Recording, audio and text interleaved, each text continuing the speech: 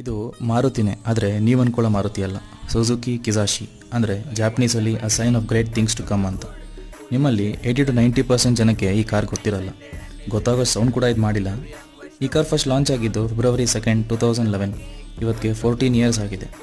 ಇದೊಂದು 4-door sedan, 5-seater 2.4 litre J24 B14 engine. ಇದರಲ್ಲಿ front wheel drive ಮತ್ತು 4-wheel drive ಎರಡೂ ಆಪ್ಷನ್ಸ್ ಇತ್ತು. 6-speed manual CVT gear box. ಇಷ್ಟುದ್ದ ಇಷ್ಟಾಗಲ ಇರೋ ಕಾರ್ಗೆ ಇಷ್ಟು ಹೈಟ್ ಕೂಡ ಇತ್ತು. ನಾಟ್ ಟು ಫರ್ಗೆಟ್, ಇಷ್ಟು ವೆಯ್ಟ್ ಕೂಡ ಇತ್ತು. ರಿಲೀಸ್ ಆದಾಗ 21.39 lakhs ಎಕ್ಸ್ ಶೋರೂಮ್ ಅನ್ನೋ ಭಾರಿ ಬಜೆಟಲ್ಲಿ ಲಾಂಚ್ ಆಗಿದ್ದ ಕಾರು ಕಂಪ್ಲೀಟ್ CBU ಯೂನಿಟ್ ಆಗಿತ್ತು. 205 km/h ಸ್ಪೀಡಲ್ಲಿ ಓಡೋ ಕಾರು ಅಷ್ಟೇ ಫಾಸ್ಟಾಗಿ ನಮ್ಮ ದೇಶದಿಂದ ಕೂಡ ಹೋಯಿತು.